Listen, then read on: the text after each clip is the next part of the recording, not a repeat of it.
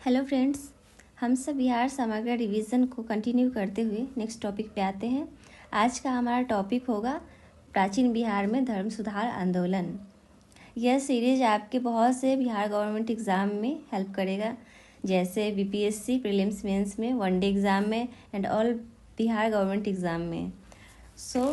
बिहार समग्र के रिवीजन के लिए इस सीरीज के प्लेलिस्ट को फॉलो करें, जिसमें डेली वीडियोस अपलोड किए जाएंगे। अगर ये आपके प्रिपरेशन में हेल्पफुल लगे तो press the like button, share with your friends and drop A comment and subscribe my channel. Start करते हैं। आज का हमारा टॉपिक है प्राचीन बिहार में धर्म सुधार आंदोलन।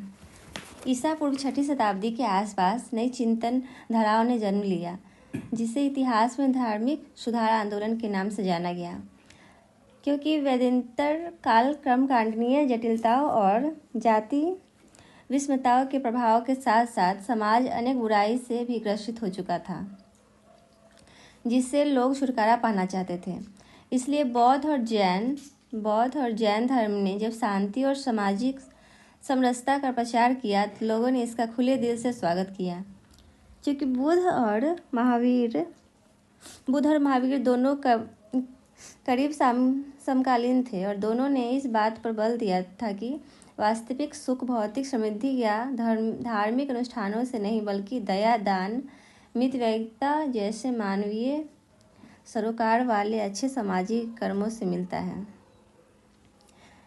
पहले हमारे धर्म सुधार आंदोलन में जो धर्म सुधार में किए थे वो थे ये बौद्ध धर्म सबसे पहले शुरू हुआ था। बौद्ध धर्म के संस्थापक थे क्षत्रिय कुल के गौतम बुद्ध। ब्राह्मणों के रूढ़िवादी धर्म के विरुद्ध आर्थिक और सामाजिक रूप से गिरे हुए नीचे के दोनों वर्णों ने भी अपना भरपूर सहयोग देकर समानता पर अधिकार आधारित एक सुधारवादी विचारधारा को जन्म दिया। इस प्रकार बौद्ध धर्म ब्राह्मण धर्म के खिलाफ एक सुधारात्मक आंदोलन था। मानवीय सरोकार वाले इस बौद्ध धर्म का शांति और अहिंसा मूल धर्म था। मूल धर्म क्या था? शांति और अहिंसा।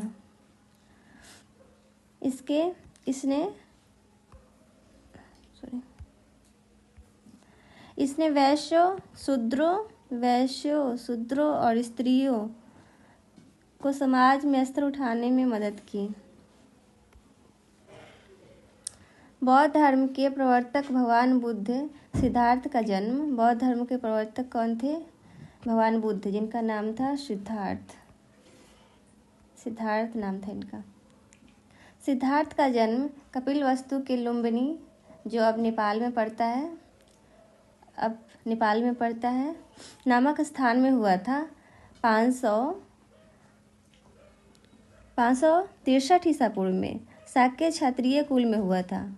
कौन से कुल में? क्षत्रिय कुल में। बुद्ध के पिता का नाम शूद्रोधन था और माता का नाम महामाया था। बुद्ध जो थे, जन्म के कुछ दिनों के बाद इनके माता का देहांत हो गया। अब पालन पोषण के लिए इनकी सौतेली माँ प्रजापति गौतमी ने की। कौन थी सौतेली माँ? प्रजापति गौतमी थी। ये जो है बौद्ध धर्म के प्रचार में जो पहली महिला थी, जो माता गौतमी थी, इनकी माँ थी सौतेली माँ, जिन्होंने बौद्ध धर्म में प्रवेश किया था, पहली महिला। एंड दूसरी महिला बनी थी आम्रपाली, वही जो वैशाली के लिच्छवी गणराज्य में थी। महात्मा बुद्ध की पत्नी का नाम यशोधरा था तथा पुत्र का नाम राहुल था। सिद्धार्थ जब कपिलवस्तु की सैर पर निकले थे तो वे निम्न 4 दृश्यों को देखकर विचलित हो गए। पहला दृश्य था बूढ़े व्यक्ति को देख के, और दूसरा था बीमार व्यक्ति, और तीसरा शव यात्रा, और चौथा था सन्यासी। गौतम बुद्ध का प्रिय घोड़ा कंठक था और उनका प्रिय सारथी छन्य था। गौतम बुद्ध के प्रतीक को देखते हैं। ये है घटना एंड ये इसका प्रतीक चिन्ह। कौन कौन से घटना पे क्या क्या चिन्ह सामने आया? जन्म घटना, इसका चिन्ह था कमल और सौर। गृह त्याग में घोड़ा था चिन्ह। ज्ञान में पीपल का वृक्ष, या इसको बौद्ध वृक्ष भी बोला जाता है। निर्वाण में पद चिन्ह प्रतीक था, और मृत्यु में स्तूप था प्रतीक। सांसारिक सुख दुख को मोह भंग होने के बाद सिद्धार्थ ने 29 वर्ष की आयु 29 वर्ष की अवस्था में महाभिन्न क्रमण गृह त्याग, जिसको गृह त्याग बोलते हैं, किया था। गृह त्याग के उपरांत वे सर्वप्रथम वैशाली के नजदीक संख्या दर्शन के आचार्य तथा अपनी साधना शक्ति के लिए विख्यात अलाड़ कलाम जो है ये आश्रम है, वहाँ पे गए। अलाड़ कलाम से उन्होंने संख्या दर्शन की शिक्षा ग्रहण की। अलाड़ कलाम ही बुद्ध के प्रथम गुरु थे। बुद्ध के प्रथम गुरु कौन थे? अलाड़ कलाम। तत्पश्चात वे राजगिरी के रुद्रक रामपुत्र से मिले, वहाँ से ज्ञान की खोज में उरुवेला बोधगया पहुँच गए। उरुवेला, जिसका भी प्रेजेंट नाम है बोधगया, वहाँ पहुँच गए। अब देखते हैं बुद्ध के संबंधित महत्वपूर्ण घटनाओं और उनके प्रतीक। महत्वपूर्ण घटना और उसके प्रतीक को देखते हैं। हाथी है, हाथी का प्रतीक दिया था माता के गर्भ में आना। दूसरा था कमल, कमल का प्रतीक दिया था बुद्ध का जन्म। घोड़ा, घोड़ा का प्रतीक था गृह त्याग। बोधि वृक्ष का प्रतीक था ज्ञान प्राप्ति। धर्मचक्र का प्रतीक था प्रथम उपदेश। भूमि स्पर्श का प्रतीक था इंद्रियों पर विजय प्राप्त करना। एक करवट सोना का प्रतीक था महापरिनिर्वाण। बोधगया में निरंजना फल्गु नदी के किनारे उड़वु वन में एक पीपल वृक्ष के नीचे। उड़वु वन क्या है? उड़वु वन जो अभी प्रेजेंट में बोध गया है।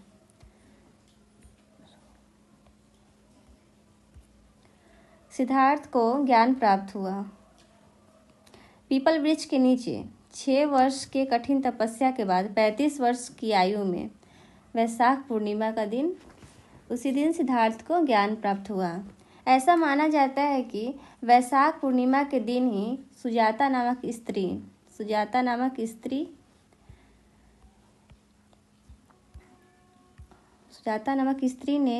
स्त्री के द्वारा भेंट में दिए गए खीर खाने के उपरांत, जो भेंट में उन्होंने खीर दिया था, उसके खाने के उपरांत ही उनको ज्ञान की प्राप्ति हुई थी, ऐसा माना जाता है।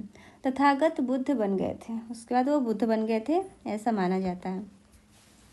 ज्ञान साधना वाले पीपल वृक्ष को बोधि वृक्ष बोला जाता है और उस स्थान को बोध गया कहा गया।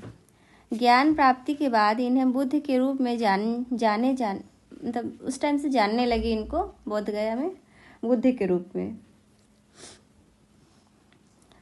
बोध गया भी उसी टाइम से बोध गया नाम पड़ गया। उड़वुवेला वन जो था, उड़वुवेला वन, इसका नाम बोध गया पड़ गया। ज्ञान या ध्यान साधना में बुद्ध ने विपस्यना को क्या मुद्रा भी बोलते हैं, मुद्रा को अपनाया था।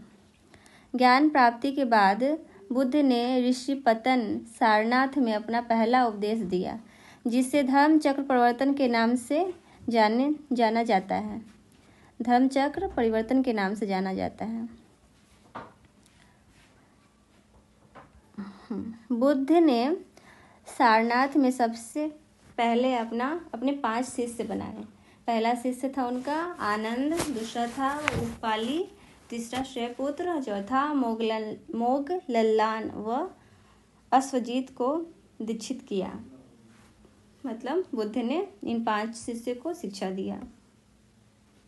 ज्ञान प्राप्ति के बाद बुद्ध ने 40 वर्षों तक मगध, वैशाली और सारनाथ आदि क्षेत्र में बौद्ध धर्म का प्रचार किया। 40 वर्ष तक कहाँ पे प्रचार किया था? मगध में और वैशाली एंड सारनाथ में।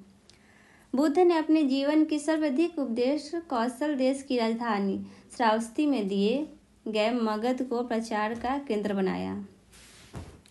रत्नगिरी को राजगिरी भी बोला जाता है।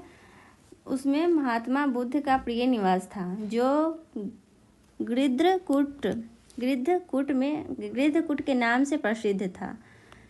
जो ये रत्नगिरी था जहाँ पे महात्मा बुद्ध का निवास स्थान था, वो गृद्धकूट नाम से प्रसिद्ध था। गौतम बुद्ध के राजा शिष्य या अनुयायी थे बिंबिसार, अजातशत्रु, प्रसेनजीत तथा उदयनी। ये सारे राजा जो थे इनके शिष्य थे। महात्मा बुद्ध ने बोध गया में तपुस्स एवं मल्लिक नाम के 2 सौदागरों बंजारे एवं अपना शिष्य बनाया। बंजारे सौदागरों, उसको बंजारे भी बोलते हैं, अपना शिष्य बनाया। ये दोनों शूद्र थे, ये दोनों नीचे कास्ट के थे। इस तरह बुद्ध ने उन 2 शूद्रों को बौद्ध धर्म का सर्वप्रथम अनुयायी बनाया। बौद्ध धर्म अनात्मवादी है। इसमें आत्मा की परिकल्पना नहीं की गई है। यह पूर्ण जन्म में विश्वास करता है, जबकि वर्ण व्यवस्था एवं जाति प्रथा का विरोध करता है। अब आते हैं बुद्धकालीन गणराज्य को देखते हैं। बुद्धकालीन गणराज्य, पहला कपिलवस्तु शाक्य है, दूसरा सुमार पर्वत भाग्य केशपुत्र है, कालाम रामग्राम है, कोलिय कुशीनारा है, मल पावा मल पिपीलिवन मोड़िए अल्पकल्प बुली वैशाली लिच्छवी बोला जाता था, मिथिला को विदेह।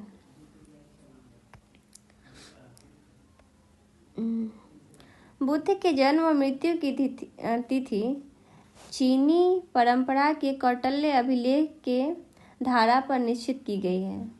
बौद्ध धर्म के बारे में जानकारी पाली भाषा में रचित त्रिपिटक से प्राप्त हुआ है। पाली भाषा है। बौद्ध धर्म में त्रिरत्न है, बुद्ध, धम्म एवं संघ। बौद्ध धर्म के उपदेश पाली भाषा में दिए गए हैं। कौन से भाषा में? पाली भाषा में। पावा कुशीनगर, पावा जिसको कुशीनगर बोला जाता है, के समीप चुंद नामक व्यक्ति के द्वारा खिलाए गए सुकर माधव सुअर का मांस, जिसको सुअर का मांस बोलते हैं, सुअर के मांस से महात्मा बुद्ध उदर विकार से पीड़ित हुए और वहीं पर उनकी 80 वर्ष की आयु में वैशाख पूर्णिमा के दिन 483 ईसा पूर्व में मृत्यु हुई। वैशाख पूर्णिमा वही दिन था जिस दिन भगवान बुद्ध जो थे उनको ज्ञान प्राप्त हुआ था। महात्मा बुद्ध को ज्ञान प्राप्त हुआ था वैशाख पूर्णिमा के दिन, और उसी दिन 483 ईसा पूर्व के टाइम उसी दिन इनकी मृत्यु भी हुई। महापरिनिर्वाण हो गया। मृत्यु को महापरिनिर्वाण भी बोला जाता है। बुद्ध की मृत्यु को महापरिनिर्वाण कहा गया। महापरिनिर्वाण के उपरांत बुद्ध के अवशेष अस्थियां 8 भागों में विभाजित किए गए। पहला है कुशीनगर, दूसरा है वैशाली, तीसरा है कपिलवस्तु, चौथा पावागढ़, पांचवा अलकल्प, छठा है रामग्राम, सातवां है राजगिरी, आठवां है वेटद्वीप। 8 भागों में विभाजित किया गया था। महात्मा बुद्ध ने सर्वप्रथम निम्नलिखित 4 श्रेष्ठ आर्य रत्न बताए थे। उन्होंने बताया था कि उनके 4 श्रेष्ठ आर्य रत्न थे। सत्य बताएं। पहला सत्य था विश्व दुखों से परिपूर्ण है। श्रेष्ठ 4 सत्य बताए थे। दूसरा था अभिलाषाएं दुख का कारण है, दुख समुदाय। तीसरा है अभिलाषाओं की विजित कर सुखी दुखों से छुटकारा हो सकता है। सभी दुखों से छुटकारा हो सकता है। दुख निरोध, दुख समुदाय, दुख निरोध एंड दुख निरोध गामनीय प्रतिपदा, दुख निवारण के मार्ग है। भगवान बुद्ध के अनुसार अष्टांगी मार्ग द्वारा ही दुख से मुक्ति संभव है। संसार में दुख ही दुख है और दुख के निदान के लिए अष्टांगी मार्ग को अपनाना चाहिए। ये सब महात्मा बुद्ध के सिद्धांत थे, उनके सत्य वचन थे जो उन्होंने बताए थे। अष्टांगी मार्ग क्या है? अष्टांगी मार्ग सम्यक दृष्टि, सम्यक संकल्प, सम्यक वाणी, सम्यक कर्मांत, सम्यक आजीवक, सम्यक व्यायाम, सम्यक स्मृति और सम्यक समाधि। बुद्ध के अनुसार इन अष्टांगी मार्ग के पालन करने से ही मानव इस संसार की तृष्णा से मुक्त होकर निर्वाण मोक्ष को प्राप्त कर सकता है। ये बुद्ध के सिद्धांत थे। कितने जो उनके 4 सत्य वचन थे, अष्टांगी मार्ग था, उनको पालन करने के बाद ही जो इंसान है वो मोक्ष की प्राप्ति कर पाता है। बुद्ध का सिद्धांत मध्य मार्गी था। उनका मानना था कि वीणा के तार को इतना ढीला मत रखो कि कोई सुर ही न निकले और उसे इतना भी मत कसो कि वो टूट जाए। ये उनका मानना था।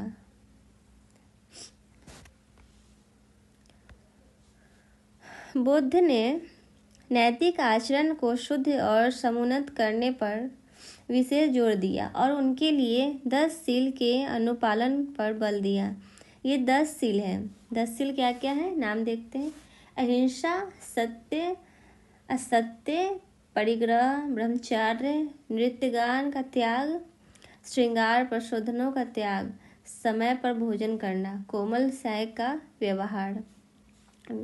व्यवहार नहीं करना एवं कंचन कामनी का त्याग। इसमें प्रत्येक 5 गृहस्थों के लिए आवश्यक थे, परंतु संघ में प्रवेश करने वाले भिक्षुकों के लिए 10 सील का पालन करना अनिवार्य।